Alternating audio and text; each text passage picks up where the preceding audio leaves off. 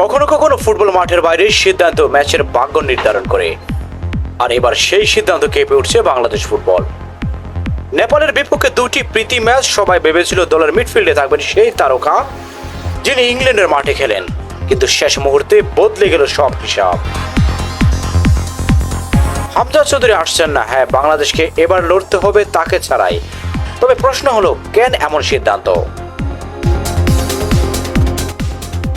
জাতীয় দলের ম্যানেজার আমির খান জানিয়েছেন লেস্টার সিটি শেষ পর্যন্ত ঝুঁকি নিতে রাজি হয়নি। বার্মিংহামের বিপক্ষে সর্বশেষ ম্যাচে চোট পেয়েছিলেন হামজা।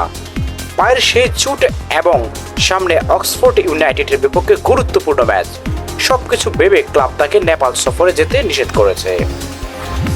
মার্চে ভারতের বিপক্ষে অভিষেকের পর মাত্র কয়েক ম্যাচে বাংলাদেশের ভক্তদের হৃদয় জয় করেছেন হামজা।